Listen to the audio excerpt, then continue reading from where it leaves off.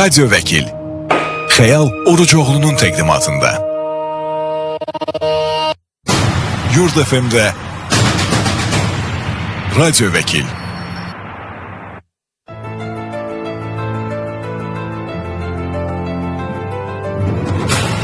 Axşamınız xeyirli olsun. Radyo Vəkil proqramı efirdə öz işinə başlayır. Sizinlə mən Xəyal Orucoğlu və düz bir saat ərzində həm söhbət olacaq. Bugün də Radyo Vəkildə sizinlə danışacağımız mövzumuz, müzakirə edəcəyimiz məsələlər və əlbəttə ki, sizi maraqlandıran məqamlar olacaq. Bunun üçün sadəcə olaraq bizimlə həm WhatsApp üzərindən, həm də sosial media hesablarımızdan əlaqə saxlamaq, öz suallarınızı yazmaq imkanınız var. Bilirsiniz ki, Radyo Vəkil proqramı həftə içi 5 gün yayımlanır və bizim radyo dalğamızda, yəni 90.7 FM tezliyində, eləcə də həm Yurd FM-in, həm də Vaxt Medianın YouTube və TikTok səhifələrində canlı yayımlanırıq. Oradan da suallar yaza bilərsiniz, oradan da öz fikirlərinizi bildirə bilərsiniz.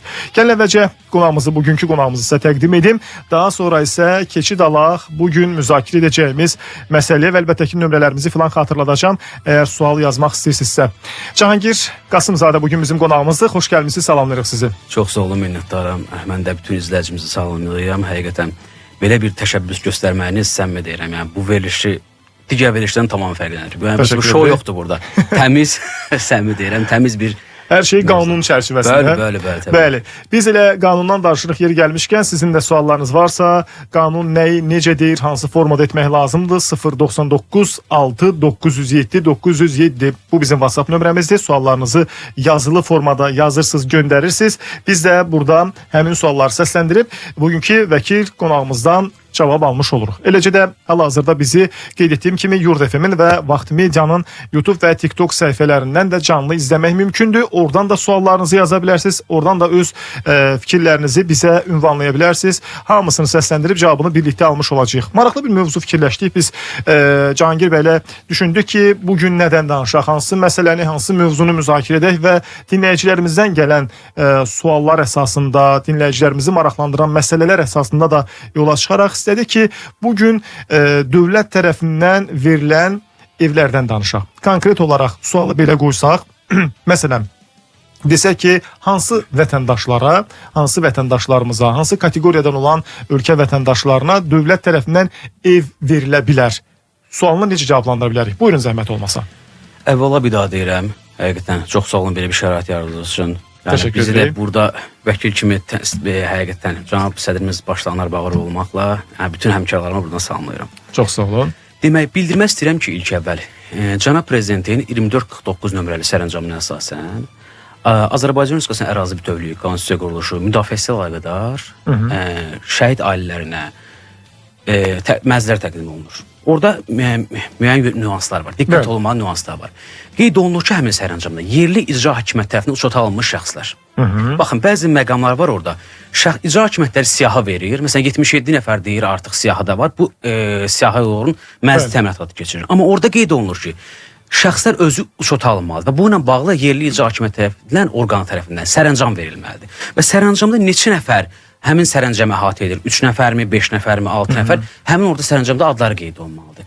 459 sayılı Nazirlər Kabinetinin qərarı var. Orada da göstərilir ki, adam başına 16 kvadrat metrdən təyin olunur. Məsələn, 5 nəfər oldu 80 kvadrat. 80 kvadratda müvafiq icra hakimiyyət orqanı təyin edir neçə otaqlı olacaq? 2 otaqlı, 3 otaqlı mənzillər təqdim olunur. Bəli. Əlavə olaraq, üzr istəyirəm, burada 2449-da şəhid ailələrinə əlavə olaraq Çernobıl AES-də qəza ləğvi nəticəsində 50 min olmuş müəyyən şəxslər də müəyyən olunur. Təzədən bu sərəncama uyğun olaraq Nazirlər Kabinetinin 492S nömrəli qərarı var. Orada əlavə olaraq qeyd olunur gözdən əlillər və məzun evlərin məzunları. Yəni məzun evi deyəndə ki, uşaq evindən məzun olmuş şəxslər də oraya aiddir. Bəli. Və üstəlik orada da qeyd olunur ki, 2021 16 avqustadək uçota alınmış şəxslər.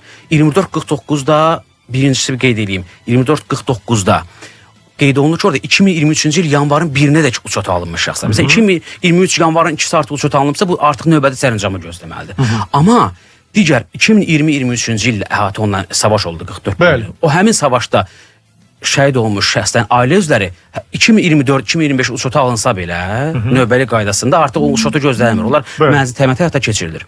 Amma qaldı ki, digər şəxslərə gözdən əlillər olsun, məzun evlərin məzunları olsun, artıq bunlar öz Nazirlər Kabinetinin qərarına uyğun olaraq həyata keçirir. Deyim ki, 2021-ci il 16 avqust tarixədək uçota alınmış şəxslər. Vətəndaşlar başa düşür ki, məsələn, mən uçota götürmüşəmsə artıq mən mənzil almalıyam. Xeyr. Məsələn, vətəndaşlardan əvvəl növbədə olan şəxslər varsa, Bəli. növbəli şəkildə həyata keçiriləcək bu. Məsələn, sən 2021 15 avqustda sərəncam almısansa, sən 2021 10 avqustda sərəncam alınan əvvəl ev ala bilməzsən. Yəni bunu konkretləşdirsək, deyə bilərik ki, dövlət tərəfindən o kateqoriyadan olan vətəndaşlara ev verilir ki, onlar ya şəhid ailələridir, ya deyək ki, misal üçün müharibədə xüsusi xidmətləri olmuş və ya da ki, döyüş şəraitində xüsusi xidmətlər göstərmiş şəxslər, Yox, orada- qazilər filan. Bəli, amma sadəcə baxın, orada qeyd olunur ki, hərbi xidmət vəzifəni yerinə yetirərkən söz var orada. Bəzi üzr istəyirəm, mən təbii ki, bütün şəhidlərin qarşısında baş əyirik, valideynlərinə səbir dilir, Allah rəhmət eləsin. Başımız gözümüzdə yerlər var. Hərbiçilər də həmçinin. Amma hərbi xidmət vəzifəni yerinə yetirərkən o Çernobıl AES qəza ləğvi nəticəsində olan hərbi xidmət. Orada hərbiçilər də olub, mülkçülər də olub. Bəli. Hərbi xidmət vəzifəni yetirərkən elə bilirlər hərbiçilərə də aiddir. Xeyr, o Çernobılda olan hərbiçilərə aiddir orada. Buradakı hal-hazırdakı hərbiçilərə 2449 və ya 492 ilə əhatə olunmurlar. Aha, mən ümumi yola çıxaraq deyirəm ki, yəni Bəli, daha bəli. çox yəni bu kateqoriyadan olan şəxslər nəzərdə tutulub. Bəs əlilliyi olan şəxslərdən konkret desək, məsələn, ikinci, üçüncü qrup üçün də bu imtiyaz varmı? Baxın, bir şey deyim sizə. Müvafiq icra hakimiyyəti orqanı deyəndə belə deyək, Əmək və Ailənin Sosial Müdafiəsi Nazirliyi tabeliyində Sosial Xidmətlər Agentliyi bu mənzillərin təminatını həyata keçirir. Sosial Xidmətlər Agentliyi 2020-ci il 30 iyun Cənab Prezidentin 1077 nömrəli fərmanla yaranmış Bəli. bir qurumdur. Siz dediyiniz kimi o ikinci, üçüncü qrup əlillərə hal-hazırda hər hansı mənzilin, yəni bir layihə var. Amma hal-hazırda nə onunla bağlı sərəncam yoxdur, nə də ki, nə qərarsın NK-ya, Nazirlər Kabinetinin qərarı yoxdur bu ilə bağlı. Aha. Və hətta bir şey deyim sizə, olsa belə hal-hazırda Əmək və Ailənin Sosial Müdafiəsi Nazirliyinin tabeliyində qurumlar və Əmək və Ailənin Sosial Müdafiəsi Nazirliyi mənzil verəcək orqan deyil onlara. Aha. İcra hakimiyyətləri bununla həyata keçirirdi. Hazırda icra hakimiyyətlərinin də balansında mənzil yoxdur. Ona görə də onların mənzil təminatını hal-hazırda həyata keçirmək deyərdim mümkün deyil. Yəni faktiki olaraq bugün onun reallaşdırmaq mümkündürmü? Deyəcəyik ki, bir o qədər də real görünmür. Bəli. Bu arada suallarınız varsa yaza bilərsiniz. 0996 907 907 bizim WhatsApp nömrəmizdir. Eləcə də bu mövzumuzla yanaşı digər məsələlərlə bağlı da sual yaza bilərsiniz. Hərbiçilərin hüquqları ilə bağlı olan məsələlər ola bilər. Eyni zamanda inzibati işlərlə bağlı olan məsələlər ola bilər. Övladlığa götürülməklə bağlı olan məsələlər ola bilər. Eyni zamanda təbii ki, bütün vəkillərimizin bildiyi kimi mülki məsələlərlə bağlı da suallar ünvanlaya bilərsiniz ki, artıq gələn suallar da var. 0996 907 907 bizim WhatsApp nömrəmizdir və öz suallarınızı yazın, göndərin. Biz də bugün bizim vəkil qonağımız məhz Cahangir Qasımzadədən suallarımızın cavabını alaq.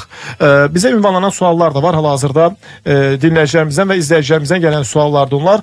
Deyir ki, deməli 2007-ci il bələdiyyə sənədi ilə torpağın kupçası var. Evə necə çıxartmaq olar? Ümumiyyətlə mümkündürmü? Belə bir sual ünvanlayıb. Sənəd bələdiyyə sənədidir. 2007-ci ilin sənədidir. Torpağın kupçası var. Bələdiyyə torpağının belə başa düşdüm ki, kupçası var. Evə deyirsin necə? Sənəd çıxartmaq olarmı? Bax, burada bəzi nüanslar var. Təbii ki, torpağın kupçası varsa və çıxarış deyək də, torpağın çıxarışı varsa, üstündəki mülkün çıxarışını almaq elə də bir qəliz məsələ deyil. Sadəcə bu ilə bağlı həmin sənədləri toplayıb çox güman ki, vətəndaş. Bələdiyyədən həmin torpağın çıxarışı olsun, bələdiyyədən digər sənədlər olsun, toplayır. Müvafiq icra hakimiyyəti, yəni daşınmaz əmlakın dövlət reyestri xidmətləri müraciət eləyir. Dediyim kimi, burada qəlizləşdirici bir məsələ yoxdur. Bu dəqiqədə Cənab Prezidentin göstərişi var ki, yəni inzibati orqanlar çalışdığı qədər vətəndaşa kömək eləməlidirlər. Axırıncı bu sərəncamı da gördünüz ki, daha da torpaqların və yaxud da mülklərin özəlləşdirməsindən bağlı müvafiq addımlar atılır. Müraciət eləsən daşınmaz əmlakın dövlət reyestri xidmətləri həmin sənədlərlə birlikdə avtomatik olaraq dediyim kimi çətin bir proses deyil bura. İmtina alarsa belə ərazi üzrə inzibati məhkəməyə müraciət edə bilər. Müraciət edə bilər. Müraciət edə bilər və işin perspektivi var deyirsiniz. Bəli. Dinləyicilərimizdən və izləyicilərimizə gələn suallar var. Bir izləyicimiz yazıb ki, deməli biz, yəni mən ailəmlə və qardaşımın ailəsi ilə birlikdə bir ünvanda yaşayırıq, amma ev tam mənim mülkiyyətimə aiddir. Yəni texpasport və çıxarış mənim adımadır. Qardaşımın ailəsinin bu ünvanda nə kimi yaşama hüququ var və necə ayrılmaq olar? Ümumiyyətlə hüquqi nöqteyi nəzərdən necə ayrılması mümkündür? Üzr istəyirəm. Bax, burada mən bir nüansa toxunmaq istəyirəm. Bəli, qardaşı yaşayır, amma mülkiyyətçi budur. Bəli.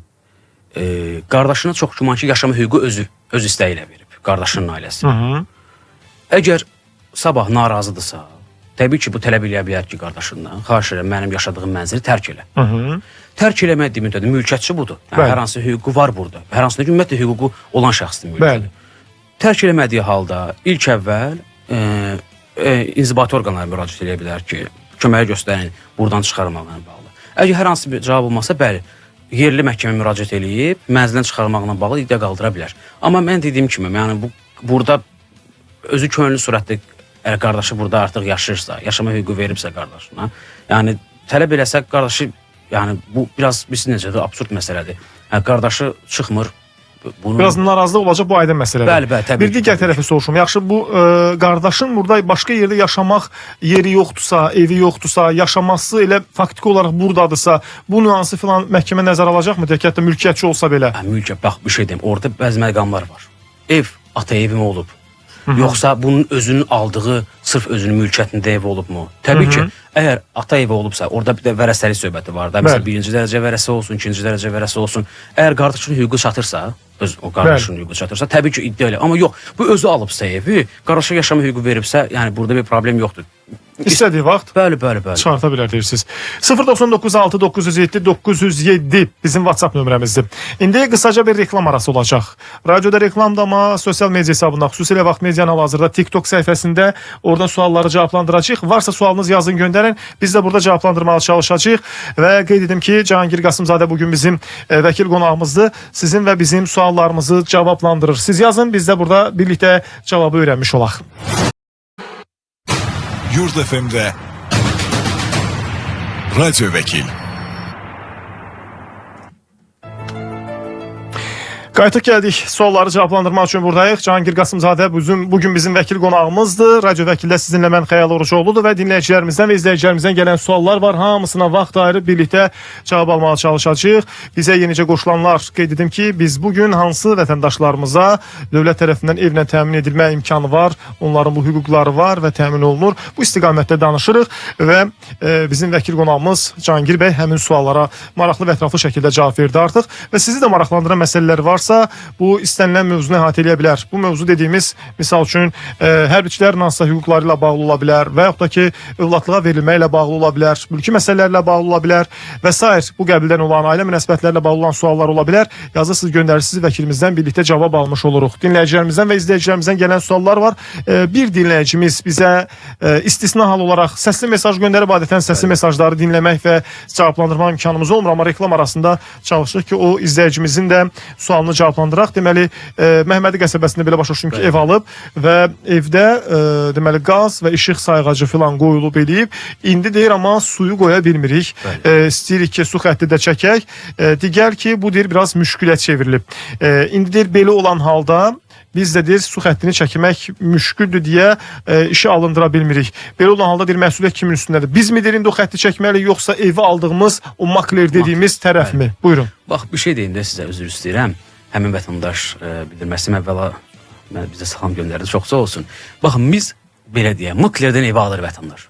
Özümüzün də başına gələ bilər, hər kəsin başına gələ bilər. Maklerdən evi aldı. Maklerdən evi alanda hər hansı müqaviləni alır evi. O çox kimi alqı-satqı müqaviləsini alır. Alqı-satqı müqaviləsində bildiyimiz gedirlər, qol çəkirlər, hə bu qiymətə alındı, bu qiymətə satıldı. Yəni belə deyim də, xüsusi bir nüans olmasa, xüsusi bir bilgi olmasa şəxsin şablon üstündə olan bir şeydir. Və yaxud da hər hansı notarial qaydada gedib onu təsdiqləmir ki, mən bu qaydada aldım evi, hər hansı nüansları əlavə eləmir notariusda. Maklerdə alqı-satqı müqaviləsi olub çox güman. Deyir, özalıma keçirtmişəm. Orada çox güman ki, qeyd eləməyib ki, sən gələcəkdə işığı, suyu, qazı çəkməyə öhdədən götürəcəksən. Sabah bir gün maklerdən, hörmətli vətəndaş, dəyərli vətəndaş, yəni necə maklerin tələb eləyə bilərsən ki, sən bunu mütləq gəlib çəkməlisən bu suyu burada? Çünki sübut yoxdur və yaxud da öhdəlik yoxdur, düzdürmü? Bəli, makler özünü öhdəlik götürməyib. Vətəndaşlar bunu eləyəndə, alanda, əlavə olaraq notarial qaydada gitsinlər bir dənə ərz alsınlar ki, məsələn, razılaşma, suyu sən çəkəcəksən, qazı sən çəkəcəksən, işıq sən çəkəcəksən. Çəkmə deyə təqdirdə, məsələn, mənzilə götürək Məhəmmədi qəsəbəsindən tutalım, 120.000 manat məbləğ verib də. Oradan hərəsinin öz rüsumu var da. Rüsum var, 500 manat deyəsi var, 1000 manatdır. Tam rüsumlar haqqında məlumat deyə bilmirəm. O puldan biraz saxlayır. Gələcəkdə müqavilə notarial qaydada ki, bax gələcəkdə sən bunları təmin eləməsən, mən sənə bu ödənişin geri qalan hissəsini verməyəcəm. Dediyim kimi alqı satqı müqaviləsində böyük ehtimal o göstərilməyib ki, hər hansı bir işığı, suyu və qazı çəkəcəksən. İndi Məsi Makler qazı və ya işığı çəkibsə, o demək deyil ki, suyu çəkməlidir. Suyun döhdəliyi varmı? Yoxdur. Çünki elə almayıb. Alanda yox imiş, sonradan da problem artıq. Bu o dövrdə deyil ki, əvvəl kimi, mən kişi kimi söz verdim, eləyəcəm. Artıq o dövr, yazı qayda dövrüdür. Bəli, sənəd. O filmdə deyir dokument. Bax belə nüans var. Deyir ki, bizim torpaq etibarnamə ilə almışıq torpağımızı. İndi yoldaşım rəhmətə gedib. Mən onu necə həmin o torpağa çıxarış ala bilərəm? Vəfat edib şəxsin yoldaşı da torpağı da etibarnamə ilə alıblar. İndi qalıb belə. Həm də deyir ki, mənim ümumiyyətlə bu məsələni sənədləşdirməyə nə qədər xərcim çıxa bilər? Buyurun. Bax, şəxs çox güman ki, hər hansı şəxsdən yoldaşına etibar edib bu evi. Həmin rəhmət edən yoldaşına etibar edib bu evi. Ya bunu sadə, yəni siz necədir? Bəzi məsələlər var ki, bunu çox qəlizləşdirirlər. Bəli. İnzibati orqanlar olsun, digər müvafiqici hakimiyyət orqanları olsun ki, əgər ki, sən burada çətin olacaq proses. Həmin şəxs bilinən bir şəxsdirsə, etibarnamə verdi yoldaşına. Bu öz sağ olan həyat yoldaşı birinci dərəcə vərəsədir burada. Həmin etibarnamə müddəti bitməyibsə, və yaxud da bitibsə belə, həmin etibar edən şəxs təzən yaxınlaşsın ki, ya belə bir hal baş verib də, sən ən yaxşısı bu etibarnamə, yəni həmin etibarnamə yeni bir etibarnamə yoldaşına versin, həmin sağ olan yoldaşına, rəhmət etmə yoldaşına, o məsələnin işini həll eləsin. Yox, dediyim kimi, bu artıq etibara o şəxs edibsə, yəni rəhmət edən şəxs edibsə, yəni yeni etibarnamə alınmalıdır burada. Ən rahat yolu budur. Yox, geçsin, uzun bir yol qət eləsin ki, gedin buradan etibarnamə, oradan qüvvədən düşmək hesab olunub, hesab edilməyib. Yəni, bu uzun prosedur eləməsin bu ilə bağlı. Həmin şəxsə yaxınlaşsın, etibar edən şəxsə. Yeni bir etibarnamə ilə həmin etibarnamə artıq çox güman ki, belə deyim də, ümumi etibarnamə verəcək, general dairəsi veriləcək, etibarnamə verəcək deyə. Baş etibarnamə. Bəli, baş etibarnamə veriləcək. O ilə öz işlərini görə bilər. Bir digər sual dinləyicimizdən gəlibdir. Hərbi pensiyaya çıxanlar sığorta kartında olan pulu nə eləməlidir? Pensiyasına əlavə olunsun. Nə etməlidir ki, pensiyasına əlavə olunsun? Bir neçə dəfədir, deməli, icraya getmişəm, hər dəfə bəhanə uydurub etmək istəmirlər. Hərbi pensiyaya çıxanlar sığorta kartında olan pulu necə eləməlidir ki, pensiyasına əlavə olunsun? Burada icra, baxın, bir şey deyim sizə. İcraya gedib deyəndə ki, burada ilk əvvəl bununla bağlı müraciət olunmalıdır. Dövlət Sosial Müdafiənin xüsusi şərtlər idarəsi, xüsusi şərtlər iş idarəsi var. Oraya müraciət olunsun.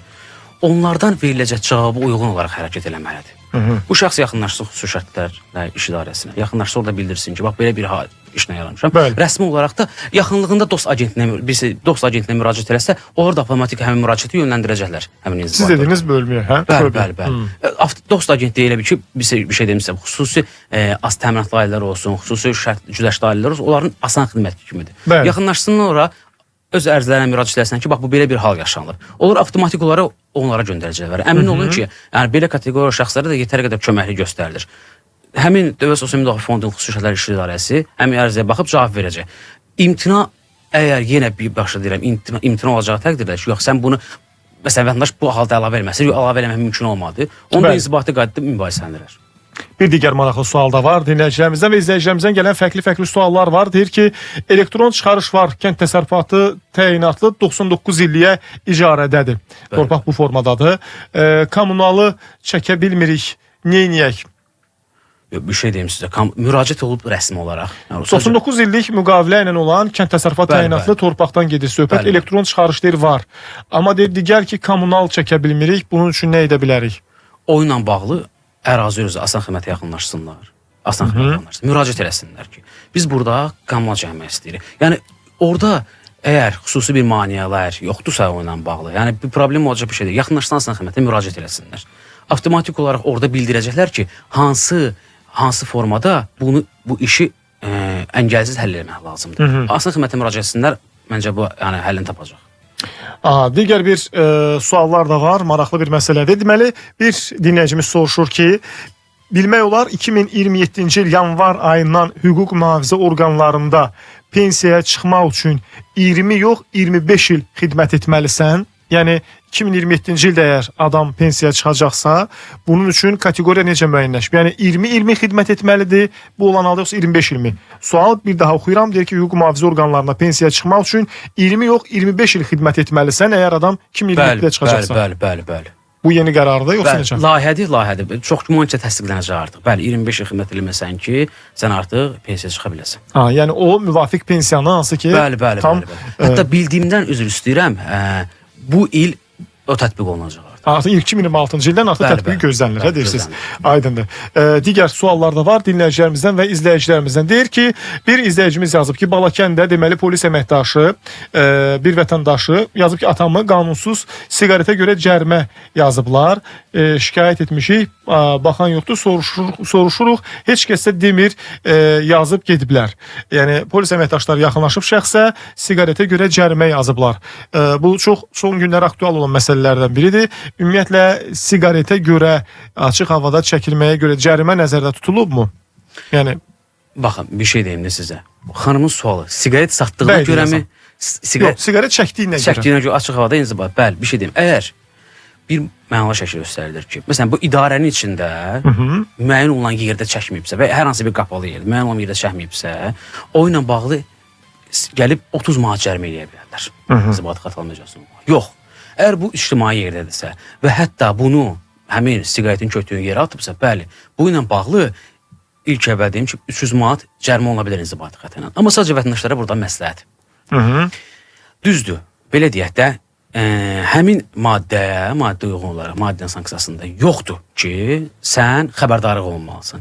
Hər bir halda polis əməkdaşı yaxınlaşanda vətəndaşa ilk əvvəl tələb edəsin ki, xahiş edirəm sizdən, ilk əvvəl mənə xəbərdarlıq eləməlisin. Xəbərdarlıq edin ki, mən bunu əgər götürməkdən imtina eləyirəmsə, o Bu zaman yeri atmağa görədir, düzdürmü? Bəli. Amma çəkməyə görə dediyim kimi, bax bu şəxs gəlib ora. Hal-hazırda əlində çəkir siqaret. Bəli. O polis əməkdaşı yaxınlaşıb ilk əvvəl vəsiqəsini təqdim edir. Bəli. Vəsiqəsini təqdim eləyəndə bu həmin mən deyirəm vətəndaşları qanunsuzluğa sövq eləmirəm ha, yəni sadəcə yanlış başa düşülməsin. Bunu polis əməkdaşı cərimələmək istəyirəm. İlk əvvəl sübut soruşsunlar. Bax, mən bir dəqiqə əvvəl çəkirdim.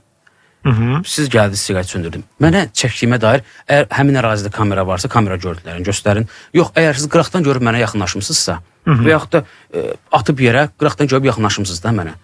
Mənim onu yerə atdığıma da bir sübut göstərin. İnzibati xətalar məcəlləsində uyğun olaraq cərimə olunanda, məsələn, yol polisi əməkdaşı saxlayır sizi. İlk əvvəlini tələb edirsiniz. Deyirsiniz ki, mənə görüntünü təqdim elə. Ondan sonra burada bildirirəm. Polis əməkdaşı ola bilər desin ki, yox, bax, bir şey deyim, sən artıq bizim xəbərdarlığımıza tabesizlik göstərirsən də, səni artıq polisi tabesizliklə bağlı apara bilərik bölməyə. Onda da bildirin ki, yəni hansı qərar əsasən aparırsınız məni bölməyə? Sübut. Hər bir şeyin sübutu olmalıdır. Çəkirsənsə, həmin an polisə deyirsən ki, hörmətli əməkdaş, üzr istəyirəm, vəzifəsinin bir hissəli etinad və yaxud da ki, sadəcə polis serjantı. Polis serjantı ola bilər. Xahiş edirəm sizdən. Bax, bu dəqiqə çəkirdim, hal-hazırda çəkmirəm. Və yaxud bu dəqiqə atmışdım, amma atmıram da. Və yaxud götürmüsünüz yerdən. Deyin ki, mənə həmin atdığım anda sübutu verin. Bir dənə nüansı soruşum. Ümumiyyətlə qanunvericilikdə hansı hallar nəzərdə tutulur? Yəni açıq havada kimsə bu halı edirsə, bu cərimə nəzərdə tutulubmu? Açıq havada kimsə siqaret çəkir. Çəkir sadəcə, heç yerə atmayıb. Üzr istəyirəm, açıq havada müəyyən olunan, bax, bəzi ərazilər var ki, orada icazə yoxdur. Yox, yol gedə-gedə çəkir, misal üçün adam. Nə bilim, meşədədir çəkir, məsəl üçün deyirəm. Yəni, kənd ərazisindədir. Rayon, Balakəndən yazıb dinləyicimiz məsələn bizə. Yox, bir şey deyim sizə. O ilə bağlı xüsusi qeyd yoxdur ki. Sən məsələn yolda gedirsən, ictimai yer deyil, meşədədir və yaxud hər hansı bir qıraq yerdədir. Orada sən siqaret çəkirsən deyə bir cərimə yoxdur. Elə bir şey yoxdur. Amma yer atmağa görə ola bilər, hə? Yer atmağa görə ola bilər.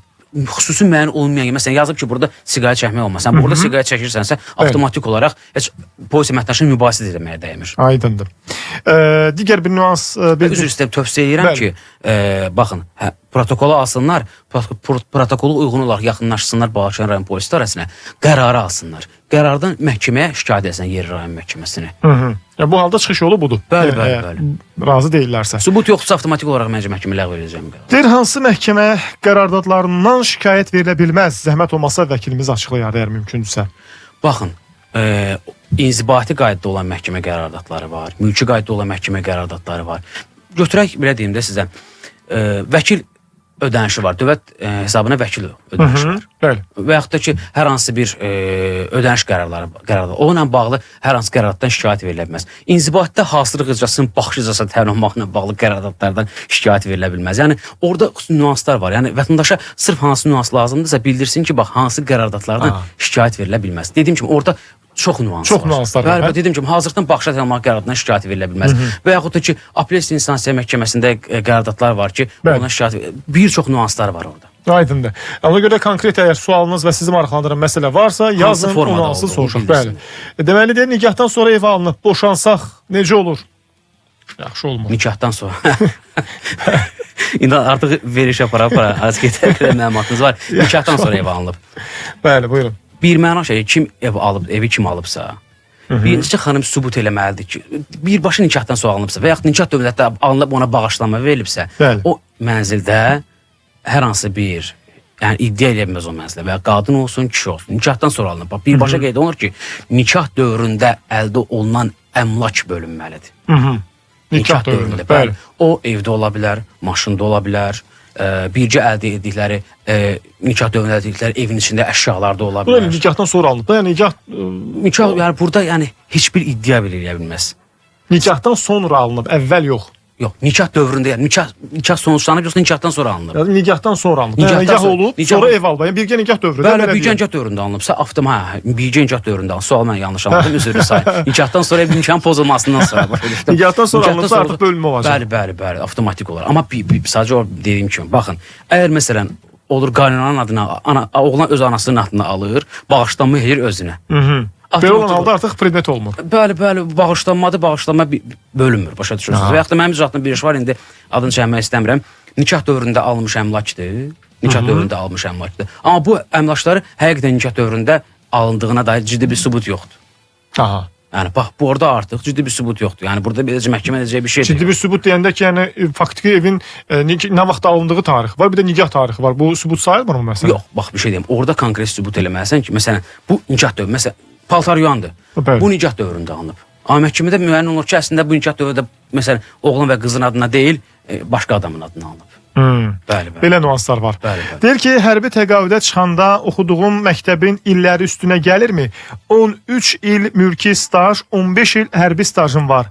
2 il 6 ay deməli tibb texnikumunda oxumuşam. Dinləyicimiz soruşur ki, bax bunlar hamısı o ümumilikdə məktəb illəri filan hamısı o staj üst-üstə gəlirmi? Baxın, orada bir qeyd var. Hərbi xidmət stajın üstünə gəlir. Orada gələcəkdə pensiya təminatı, pensiya ilə bağlı artıq müraciət olunanda gəlir. Onun staj, mülki staj və hərbi staj üst-üstə gəlir, bəli. Amma oxuduğu baxır tibb kollecində oxuyub deyirsiniz, hə? Bəli. Məsələn, hərbiçi olsaydı, hərbi məktəbdə oxusaydı, orada bəli staj üst-üstə gələ bilərdi. Amma burada artıq tibb kollecində oxumağı həmin stajın üstünə gəlməyəcək, yəni hesablamayacaqlar. Yəni avtomatlaşdırmadan sonra avtomatlaşdırması artıq o hesablanmır. Bir növ avtomatik olaraq o hesablanır. Bəli, Düzdürmü? bəli, Yəni bəli, bəli. heç bir xüsusi müdaxilə, kənar müdaxilə olmadan dövlət özü bir növ proaktiv qaydada hesablayır, onu avtomatik çıxardır. Bəli. Amma həmin o mülki qaydada işlədiyin hərbi, onlar hamısı bir yerdə hesablanacaq. Suallarınız varsa yaza bilərsiniz. Dinləyicilərimizdən gələn suallar var. Həm sosial şəbəkələrdən belə deyək, yazılan suallardan var, həm də bizə WhatsApp üzərindən yazılan suallar var. Dinləyicimizin sualını açmışdım. Sualı göndərən kimi də ardınca da sildi. Bilməm, fikrini dəyişdi yəqin. Alimentlə bağlı deyir, sualım var. Bir ildir deyir, aliment kəsilib, amma ala bilmirəm, xahiş edirəm, mənə kömək edin. Dinləyicimiz yazıb. Bir ildir deyir, aliment kəsilib, amma ala bilmirəm. Maraqlıdır. Necə ala bilmir? Aliment kəsilib, amma görünür icra məmuru. Bəli. Biraz mən hansı bir həmkarımı ittiham eləmək istəmirəm bu ilə bağlı, amma O tam da sizin həmkarınız sayılmır da, yoxsa yox? hüquqşünasdır ən azından. Buyurun. Mən əminəm ki, Biz haqqın tərəfindən danışırıq. Siz rahatlıqla bunu fikirlərinizi bildirərsiniz.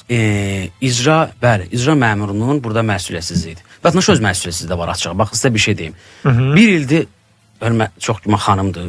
Kişilər də aliment kəsilir, amma çox güman ki, xanımdır bu. Xanım bir il ərzində hansı hərəkət edib? Bax, bu ayrı bir sualdır. Ədliyyə Nazirliyinin öz daxilində qurumları var. Bəli. İcraya nəzarət var, beynəlxalq şöbələri var, digər bölmələri var. Ədliyyə Nazirinə bir məktub ünvanlasın. Ki, bax, mən filankəs qızı. Bəli. Filan rayon məhkəməsinin qətnaməsi ilə mənə aliment kəsilib. Bir ildə artıq icra olunmur. Bu ilə bağlı mənə kömək göstərmənizi sizdən xahiş edirəm. Bəli. Ki, bax, filan icra məmurundadır, filan icra orqanındadır. Xahiş edirəm bu ilə bağlı göstəriş vermənizi və kömək göstərmənizi məndən xahiş edirəm. Sadə bir cümlələrlə. Ərizə yazsın, versin, bax, əmin olun, ərizəni yazsın, versin. qısa müddətə icra məmuru çağıracaq, ən azından 3-4 ayın alacaq. Aydındır.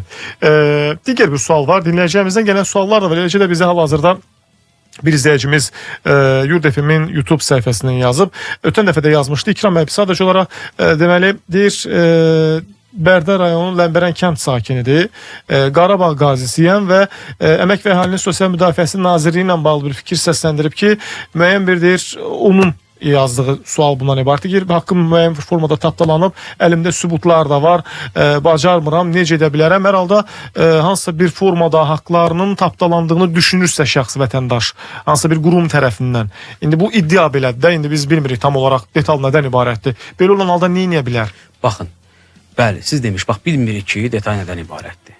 Vətən müharibəsi iştirakçısı burada çox güman ki, məsələ avtomobillə bağlıdır və yaxud da ki, müavinətlə bağlıdır. Yəni bəli, ümumilikdə deyək ki, haqq tapdalanıb hansısa bir formada. Bax, nə edə bilər məsəl üçün indiki halda məhkəməyə müraciət eləsin, nəyə əsas gətirib məhkəməyə müraciət eləsin? Baxın, ilk əvvəl Əmək və Əhalinin Sosial Müdafiəsi Nazirliyinə və yaxud dediyim kimi müavinətlə bağlısa həmin Dövlət Sosial Müdafiə Fonduna, yox, avtomobillə bağlısa Sosial Xidmətlər Agentliyinə müraciət eləyir ki, bax mən bu tələblərim var. Cavab verdiyi təqdirdə bir ay müddətində inzibati qaydada Bakı İnzibati Məhkəməsinin mübahisəsində və ya hansı rayonsa, məsələn, Elazığ, Şirvan İnzibati, Bərdə rayonu Gəncə İnzibati Məhkəməsində mübahisələndirir ki, mən bundan imtina aldım, narazıyam. Cavabda verməsələr 35 gün müddət gözləyir və sonra artıq müraciət edir yenə Gəncə İnzibati Məhkəməsinə ki, artıq mənə cavablandırılsın mənim müraciətim. Bəli. Amma baxır dediyim kimi, ola bilər ki, avtomobillə bağlı müraciəti Bəli. Dövlət belə onun qaydası belədir. Dövlət Tibbi Ekspertiza Reabilitasiya Agentliyi var. Həmin agentliyin rəyinə əsasən Sosial Xidmətlər Agentliyi avtomobil verir. Ola bilsin DTSR rəyi ona uyğun, vətəndaşa uyğun olaraq verməyib deyə, avtomatik Sosial Xidmətlər Agentliyi avtomobilin təminatını həyata keçirə bilmir. Və yaxud da ki, rəyi müsbət verib, şəxs növbə ilə bir daha vuruluyuram. Bu avtomobil verilməyi, mənzil verilməyi, bunlar hamısı növbəli qaydasına həyata keçirilir. Vətəndaş indi növbəsi çatmayıb, avtomobillə bağlıdırsa əgər, növbəsi çatmayıb və istəyir ki, avtomobillə təminatını həyata keçirilsin. Bu da sıra-sıra həyata keçirilir. Hər bir halda müvafiq qurumdan o rəyi alır, tutaq imtina rəyini. Məsələsi nədirsə bununla bağlı məhkəməyə müraciət edir. Çünki suallar çoxdur deyə mən istəyirəm ki, daha lakanik qısa cavablar verək. İnan inzibati məhkəmələrdə, inzibati belə deyək də, hakimlər elə özləri vəkil rolunu oynayırlar orada deyə. Bütün işləri özləri aparır. Sorğunu özləri verir, hansı vəsat vermək ehtiyacı yox. Araşdırmanı özləri aparır hakimlər və mən öz praktikamda deyirəm, inzibati məhkəmələrdə vətəndaşın xeyrinə daha çox qərar çıxır. Yəni bunun şahidi olmuşam. Baxır hansı qrup düzdür. Yəni qurumlar var ki, vətəndaş narazıdır. Hər bir halda vətəndaş sübuta əsaslanmalıdır buna. İnzibati məhkəmə müraciət eləsin, inan baxılacaq əgər. Digər bir sual var. Dövlət tərəfindən verilən evdədir. Mütləq yaşamaq mı lazımdır? Ev var, dövlətdən verilib və bununla bağlı istəyir ki, cavablandırasınız. Dövlət ev verib, amma deyir orada yaşamaq mütləqdir. Mütləq verib, hansısa bir xidmətinə görə filan yaşamıram o şəxs. Bir şey deyim də. Mənzil Məcəlləsinin sosial kirayə müqaviləsi bir hissəsi var. Orada qeyd olunur ki, mənzili kirayə verəndə kirayəçinin razılığı olmalıdır. Mənzildə başqa şəxslər yaşayacaqsa kirayəçinin razılığı olmalıdır. Belə deyim də, yox, onu kimsə məcbur eləyə bilməz ki, sən sırf o evdə yaşamalısan. Artıq ona o şəxsə verilib. Düzdür, əvəzsiz istifadə qaydasında verilib. Mənzillər əvəzsiz istifadə qaydasında verilir. Hər hansı bir hal-hazırda orada çıxarışıla bilmirlər o mənzillərə. Layihə var düzələ təsdiqlənməyib. Satış falan da eləmək olmur. Bəli. Satış çıxarışın əsas məqsədi ondan ibarətdir ki, məsələn, yetəri qədər məhkəmə iddiaları var ki, məsələn, şəxsə ev verilib dövlət tərəfindən. Ehtiyacı başa düşürəm hər bir insanda. Satıb mənzili, ikinci yenə mənzil istəyir. Bəli. Ona görə də hal-hazırda layihə bir formada donub qalıb ki, təsdiqlən çıxarış olanda artıq sata bilir, yəni kiməsə bağışlaya bilir həmin çıxarışlı mənzilləri. Amma kimsə bildirənməz ki, yaşamasın. Amma bir dənə sadəcə vətəndaşlara məsləhət, yəni yenə deyirəm, həssas əhali qrupuna olan şəxslərdir, yəni göstərir kimi yanlış başa düşülməsin. Məsələn, yaşamırsa əmin olsun ki, başqa bir şəhid ailəsi, hamısının qarşısına baş əyir, başqa bir şəhid, bəli, daha ehtiyacı var ona yaşamağa. Yəni növbədə gözləyən yetəri qədər şəhid və qazi ailələrimiz var. Digər bir sual var. Bütün suallara lakanik cavab istəyəcəm sizdən. Cahangir bəy, çünki suallarımız bir xeyli çoxdur. Mən qalmışam belə çaşbaş ki, hardan hansı sualları səsləndirib. TikToka da baxıram, WhatsApp-a da baxıram, sosial şəbəkələrdən gələn suallar da var. Deyir, evlər anamın adına idi, anam da rəhmətə getdi və indi deyir, vəsiyyət edə bilmədi. 2 ildir qaldı 2 ev, deməlidir 2 il ev qaldı anamın adında. Qardaşım məni aldatdı və 20 min verəcəm dedi. Qol çəkdik. Belə başa düşdüm ki, birimizin adına keçsin sonra. Belə bir hal baş verib. Adına keçən kim də dedi get hara deyirsən de və evlər deyir, bax bu vəziyyətdə necə olacaq? Deməli, qardaşı söz verib ki, 20 min sana verəcəm, gəl anamızın adına olan evi sən imtina ilə mənim adıma keçirdək, 20 min sənə pul verəcəm, digər ki, sonda da istənilən formada olmayıb cavablar. Buyurun. Baxın, bir şey deyim sizə. Burada ilk əvvəl vətəndaşın qol çəkməyini baxır nəyə qol çəkib ora. Qeyd edəsə ki, hətta xüsusi halda qeyd eləsə belə mən artıq buradan imtina edirəm, o evdə pay hüququ var şəxsin. Və bunu bilsin vətəndaş. Mən qol çəkmişəm ki, 20 min alacam, imtina edirəm. Yəni, ola bilər qol çəkib 20 min. Vətəndaşın məsələn, mənzilin dəyəri nə qədərdirsə, orada ən azından 25% pay sahibi olur. Məsələn, 100 min evdə elə 25, yəni, məsələn, orada iddia elə bilər ki, məsələn, 25 min mən tələb edirəm səndən. Hətta 20 min də deyil. Məsələn, bilməm indi evin qiymətinə. Amma vətəndaşın hər bir halda orada pay hüququ var. Aydındır. Digər bir sual da var dinləyicilərimizdən və izləyicilərimizdən gələn fərqli mövzulara əhatə edən suallar var. Bir dinləyicimiz yazıb ki, deməli valideynlərdən biri xarici vətəndaş olan şəxs hər iki ölkənin vətəndaşı ola bilərmi? Xaricdə doğulmuş şəxsdən gedir söhbət. İndi Azərbaycanda yaşayır və artıq 18 yaşı tamam olmuş Azərbaycan vətəndaşı soyadını bir də həm də soruşur ki, necə dəyişə bilər? Buyurun. Hə, soyadı. Birinci sorusu ki, valideynlərindən biri xarici vətəndaş olan şəxs hər iki ölkənin vətəndaşı ola bilərmi? Xeyr. Ancaq bir ölkənin vətəndaşı ola bilər. Azərbaycan praktikasında, qanunvericiliyində. Bəli. Yəni belə deyim də, orada qanunvericilik deməyək də daha çox praktika deyək. Praktikada ikili vətəndaşlıq artıq yoxdur. Bəli, o bəzi adamlar deyir, mənə də bir vətəndaş gəlmişdir ki, sənət göstərir ki, mən 95-ci il ikili vətəndaşlığım, Rusiya vətəndaşlığı, Azərbaycan Respublikasının vətəndaşlığı olub məndə. Artıq o demək olar qeyri-mümkündür ikili vətəndaşlıq almaq. Yəni bir vətəndaşlığı seçməlidir. Azərbaycan Respublikasının praktikası da qanunverici ona icazə vermir. Bəs digər sual, Azərbaycanda yaşayan və artıq 18 yaşı tamam olmuş Azərbaycan vətəndaşı soyadını necə dəyişə bilər? Rəsmi olaraq müraciət eləsin. Qeydiyyat şöbəsinə ki, mən soyadım 18 yaşı tamam olub artıq, bunun hüququdur. Amma yəni bir şəxs bir dəfə soyadını dəyişə bilər. Məsələn, Məmmədovdur, Zeynalov eləmək istəyir familiyasını. Bir dəfə dəyişə, 18 yaşı tamam olubsa, istədən soy ismi, yəni bizim adlara uyğun olaraq da, istədən soy ismi qeydiyyat şöbəsinə müraciət dəyişə bilər. Əgər imtina alsa məhkəmə versin, yəni yer məhkəməsinə, amma 99% imtina almayacaq. Aydındır. Reklamlarımız var. Amma sosial şəbəkədən gələn sualları cavablandırmağa çalışacağım. Oradan da yazılan bir xeyli sual var. Vaxt Medianın hal-hazırda TikTok səhifəsindən gələn sualları cavablandıracağım. Eləcə də bizə hal-hazırda yazan radyo dinləyicilərimiz qısa bir reklamdan sonra qayıdacağıq. Sizin də suallarınıza vaxt ayırmağa çalışacağıq. Bizdən ayrılmayın. De cevap tapacaksınız. Həftə içi 5 gün. Axşam saat 6'dan 7'ye dek.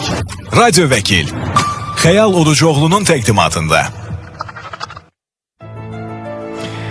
Radyo Vəkil proqramını dinləyirsiniz. Bugünkü vəkil qonağımız Cahangir Qasımzadədir. Bizim və sizin suallarınızı cavablandırır. Verilişin aparıcısı mən Xəyal Orucoğludur və qeyd edim ki, dinləyicilərimizdən gələn suallar var. Bir xeyli də sual var. Hamısını cavablandırmağa çalışacağıq. Fərqli sosial şəbəkələrdən, hal-hazırda Yurd FM-in və Vaxt Medianın YouTube və TikTok səhifələrindən izləyən izləyicilərimiz var. Eləcə də bizə WhatsApp-dan yazan dinləyicilərimiz də var. Hamısına qısa və lakanik cavablar istəyəcəm, çünki vaxtımız çox az qalıb. Cahangir bəy, deməli, qazinindir qeydiyyat ünvanından çıxıb qazi. Heç bir evi yoxdur. Qeydiyyata da almırlar. Əlili təqaüdü kəsilib və deyir, belə olan halda şəxsə necə kömək etmək olar? Qeydiyyatdan çıxıb olduğu yerdən qazimiz yerinə etməlidir. Ona necə kömək etmək lazımdır? Buyurun. Baxın, qeydiyyat yerindən çıxıbsa, o müvəqqəti olaraq dediyim Vətən müharibəsi iştirakçısıdır. Hər hansı polisə ilkəvə müraciət etsin ki, polisə qeydiyyatda düşsün. Düşmək mümkündürmü? İndi dedim ki, Vətən müharibəsi iştirakçısıdır. Bəlkə istisnalı kimi. Bəli, istisnalı kimi. Birincisi nahaq çıxıb qeydiyyatdan. Həmin, bax, qeydiyyatdan çıxıb deyə artıq müavinət də dayanıb. Qeydiyyatdan çıxıb deyə, əgər nə vaxtsa bu avtomobil növbəsinə və gələcək sərəncam olarsa, mənzil növbəsi götürülübsə, artıq o qeydiyyatdan çıxıb o problem yaranır ona. Çalışsın, qeydiyyat yerinə bərpa olunsun. Bərpa olmasanız belə, ərazi üzrə polis idarəsinə, məsələn, qeydiyyat düşməsi polis idarəsinə müraciət etsin, istisna hal kimi nəzərə alırlar. Yetəri qədər təcrübədə də olub. Aha. Digər bir sual var. Yekunlaşdı yəni cavabınız. Digər bir sual da var. Deyir ki, yeni doğulan uşağı baba və nənənin adına yazdırmaq olarmı? Ata, ana adları yerinə nənə və babanın adını yazmaq, onların üstünə yazmaq mümkündürmü? Nənə, babanın adına. Bax, bir şey deyim sizə. Bax, orada qeyd olunur ki, Ailə Məcəlləsində. ananın razılığı ilə ata qrafasına orada qeyd eləmək olur ki, amma nənə baba, bax, nənənin babanın adına yazdırmaq istəyir uşağı. Burada səbəb var. Övladlığa götürməyə vermir. Sadəcə nənə və baba qrafasında adlar yazdırmaq istəyir. Dediyim kimi, baxın, atalıq müəyyən olunubsa xeyr. Atalıq müəyyən olunubsa xeyr. Yox, atalıq müəyyən olunmayıbsa, ana uşağın ata qrafasında baba, amma ana qrafasına artıq nənənin adını necə yaza bilər? Ana qrafasına artıq məlumdur. Aydın məsələdir, təbii. Yəni, faktiki uşağı dünyaya gətirən şəxs var və onun adı var. Bəli. Digər bir sual vardır. Bankda gecikdirilmiş kredit var və deyir, fərman əsasında ödənilmişdi. Dövlət başçısının fərmanı əsasında deyir, ödənilmişdi, amma icra məmuru yönəltmək və təqaüd kartına yönəltmə vermişdi. Bank bununla bağlı icraya rəsmi məktub göndərib. Bu qanunidirmi? Gecikdirilmiş kreditdən gedir söhbət və müvafiq fərman əsasında deyir, ödənilib. Amma icra məmuru yönəltmək təqaüdü kartına və yönəltmə verib. Bəli. Elə başa düşdüm ki, hansı bir şeyi karta yönəldiblər ki, oradan çıxılsın və bununla bağlı icraya rəsmi məktub göndərib. Bu qanunidirmi? Buyurun. Üzr istəyirəm. İstənilən orqan, istənilən şəxs, istənilən müvafiq icra hakimiyyəti məktub ünvanlaya bilər. Bəli. Bu o demək deyil ki, bu icra məmuru götürəcək artıq təqaüdə yönəlmiş ödənişi oradan çıxacaq. Xeyr. Yəni qanuni müraciətin qanuni və qanunsuz olmağının aidiyyəti yoxdur. Müraciətdir bu. Amma bəli, artıq bu fərmanla ödənilmiş bir şeydirsə və artıq təqaüd kartına yönəlibsə, orada hər hansı bir müdaxilədən söhbət gedə bilməz. Yəni, söhbət gedə bilməz deyirsiniz ki, müdaxilədən filan. Digər bir... İcra məmurunun öz səlahiyyətindədir, başa düşürsünüz. Yəni, icra məmuru artıq onu təqaüd kartına yönəldiribsə, bank onu tələb edə bilər, amma o demək deyil ki, icra məmuru onu çıxaracaq təqaüd kartından. İcra məmurundan asılıdır, yəni qısacası. Maraqlı bir sual daha var. Deyir ki, yol tıxac olduğuna görə uşaq 4 dəqiqə dərsə gecikib və deyir, məktəbin o müdür müavinlərində zabit dediyimiz şəxslər bir dərs saxlayıb deyir, dərsə qoymayıblar. Bu nə dərəcədə deyir, qanuna uyğundur? Mümkünsə sualı cavablandırardınız və əgər mümkünsə deyir, və yaxud da ki, dərsdən saxlamaq nə dərəcədə qanun çərçivəsindədir? Buyurun. Baxın, Azərbaycanda təhsil icbaridir və heç kəsin təhsil hüququ məhdudlaşdırıla bilməz. Hələ 4 dəqiqə gecikməyə görə. Bəli. Yəni, bir şey deyim sizə, səmimi deyirəm, bu absurd bir şeydir. 4 dəqiqə gecikməyə görə şəxsin təhsil hüququ məhdudlaşdırıla bilməz. Gecikmişəm, sən 4 dəqiqə gecikmişəm, onunla bağlı sən dərsini keç. Bəli. Mən dərsə buraxmıram deyə, yəni düzdür, deyirlər ki, müəllimə artıq o sinifi, necə ki, məhkəmədə hakim, futbolda hakim oranı idarə edir, sinifdə müəllimə idarə. Amma bu 4 dəqiqə gecikmişəm deyə, sən təhsil hüququ məhdudlaşdıra bilməzsən şəxsin. Özdə bir dərs saxla qapının ağzında ki, yox, içəri buraxmıram səni, hər halda. Yəni, yaxşı, mən bir şey deyəcəm, üzr istəyirəm. Azərbaycan praktikasında o yoxdur. İnanın deyirəm, bu qərb praktikasında olsaydı, artıq məktəbdə cərmələnmişdi. Müəllimə də bəlkə işdən azad olmuşdu. Yəni, bu uşağı dərsə buraxma. Uşaq orada xəstələnə bilər, başına bir şey də gələ bilər. Digər bir sual var. Birinci qrup ümumi əlillər dövlət tərəfindən evlə təmin edilə bilərmi? Dövlət tərəfindən təmin edilə bilər. Amma bununla bağlı ya sərəncam olmalıdır, Cənab Prezidentin sərəncamı, ya Nazir Kabinetinin qərarı olmalıdır. Biraz əvvəldə vurguladım. Sərəncam var, şəhid ailələrlə bağlı, Çernobıl ailəsində. Gözlənilən əlillərlə bağlı, məzun evdən bağlı qərarlar var. Amma birinci qrup əlillərlə bağlı, məsələn, ümumiyyətlə, birinci qrup 50 olsun və yaxud da az təminatlı ailələrlə bağlı, mənzil təminatla bağlı hal-hazırda hər hansı bir sərəncam və qərar yoxdur. Əvvəllər, bəli, icra hakimiyyətləri bunu təmin edirdilər əlillərin evindən.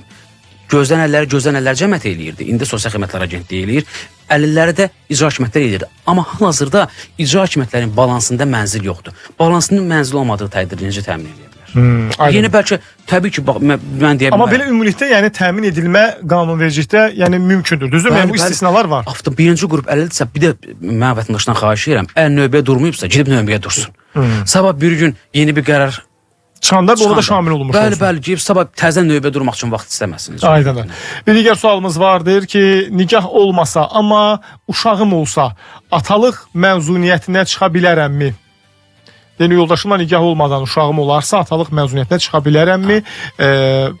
Rəsmi qaydadan. Maraqlı sualdır. Əslində, həqiqətən bir şey deyim sizə. Atalıq müəyyən olunubsa, orada demir ki, qanunvericilikdə nikahda olub atalığı varsa, Bəli. nikahda olub şəxs onu. Atalıq müəyyən olubsa bunun atasıdır. Vəssalam. Bioloji atası deyil, atalıq müəyyən olunub rəsmi qaydada. Bəli, avtomatik hüququndan istifadə edə bilər. İşə bizdə problem vardı. İşə götürənlə prinsipə getdir, sən batdın. Yəni işə götürən humanist bir işə götürəndirsə, avtomatik olaraq bunu təmin edəcək. Aydındır. Bir digər sual vardır. Əmək pensiyası haqqında qanunun müvafiq maddələrində görürük ki, hərbi xidmət illəri ilə yanaşı mülki iş stajlarında da əlavə edilməklə pensiya hüququ yaranması üçün ümumi iş stajı hesablanır. Bəli. Bu bənddən belə aydın olur ki, hərbi xidmət illərinə mülki iş stajının əlavə olunması mümkündür. Bəli. Belə olan halda uzun müddətli xidmət illərinin hesablanması ilə bağlı Nazirlər Kabinetinin 631 nömrəli qərarında Bəli. mülki stajı nə üçün xidmət illərinə əlavə kimi nəzərə alınmır? Yox, üzr istəyirəm. Orada hətta bu ilə bağlı yetər qədər məhkəmə qərarları var. Yetər qədər məhkəmə qərarları var. Düzdür, həmin Nazir Nazirliyin qərarında göstərilir ki, hesablanmır. Amma hər bir halda mən deyirəm, yetər qədər məhkəmə qərarları var bu ilə bağlı ki, ümumi staj, hərbi stajla bir yerdə hesablanır. Sonra. Yəni bu ancaq məhkəmə müstəvisindən həlli olunur, belə başa düşdüm ki, yoxsa belə yəni bunu niyə belə normal formada ilə üst-üstə gəlib hesablanırlar Bax, mən yenə deyirəm, mən hər hansı burada qurum ittiham eləmək üçün oturmamışam burada. Aha. Amma belə hallarda niyəsə, mən səbəbini bilmirəm. Niyəsə imtina olunur, məhkəmə müstəvisində həll olunur bunlar. Çox təəssüf. Bəli. Ki yəni birbaşa yəni normal qaydada deyil də, yəni məhkəmə müstəvisində 90% bax 90% deyirəm ha. İnzibati işlər məhkəmə müstəvisində həll olunur. Çıxarış olsun. Sonra Aydındır. pensiya olsun. Yəni, bunlar hamısı məhkəmə müstəvisində həll olunur. Deyir ki, polis əməkdaşı məndən borclu olduğum pulu məndən alıb şəxsə qaytara bilərmi? Yəni buna qanunvericilik onun ixtiyarı varmı, çatırmı? Söhbət 4 rəqəmli puldan gedir. 4 rəqəmli 1000 manat da ola bilər. Yəni minimum 1000 manat. Bəli, 1000 manat. Bax, yenə deyirəm, burada 1000 manata cinayət işi başlamırlar 1000 manata görə. 1000 manata görə çox vaxt cinayət işi başlanmır. Bax, bu təcrübə. Bəs ümumiyyətlə polis əməkdaşına müəyyən bir formada ver, pulu ödə bura, yəni şəxsə qaytaraq, yəni borclu olan tərəfdən. Borc məsələdirsə, polis əməkdaşı, yenə deyirəm, bax, burada borc məsələdirsə, polis əməkdaşının cinayət işi başlama hüququ yoxdur. Borc məsələsidir. Get mülki qaydada həll elə. Avtomatik müraciət olunacaq təqdirdə cinayət işinin başlaması haqqında rədd qərarı verəcəkdir. Ki, orada qeyd olunacaq ki, mülki müstəvidə həll olunmalıdır. Yəni 1000 manata görə 3000 manat baxır orada dərəcuzluq varsa, özgə əmlak kimi mənimsəmə varsa, əgər o 1000 manat üçün, 1000 manatı məsələn ola bilər ki, qızıl alıb 1000 manatlıq. Orada qızılı alladıb alıb bundan. Başa düşürsünüz? Orada artıq özgə əmlak kimi mənimsəmədir və qızıl miqdar da məsələn 5000, 6000, 10000-dirsə, onunla bağlı bəli, cinayət işi başlana bilər. Amma əks halda yox, borc müqaviləsi, aralarında müqavilə varsa, bu mülki müstəvidə həll olmalıdır. Aydın. Son bir sual oxuyacağam. Çünki suallarımız çoxdur və vaxtımız da azdır, amma kiminsə sualı qalırsa mütləq və mütləq sabah eyni sualları göndərin ki, sabahda maraqlı məsələlər müzakirə eləyəcəyik burada.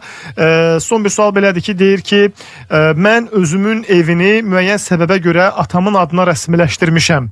Atam sağlığında vəsiyyətnamə yazıb qoysa ki, gələcəkdə ev bu oğlumun olacaq. Bu zaman bacım və qardaşım da bu evə qarşı gələcəkdə iddiaları olmayacaqlarına dair izahat yazsa xeyrimə olacaqmı? Yəni xeyrimədirmi? Yəni sonradan məcburi pay və s. iddia qaldıra bilərlərmi? Bəli, təbii ki, qaldıra bilərlər. Bugün o yazdılar ki, biz artıq bayaq da vurğuladım onu orada. Atasına, bəli, rəsmiləşdirib atasının adını artıq, vətəndaş öz evini. Atasının adındadır.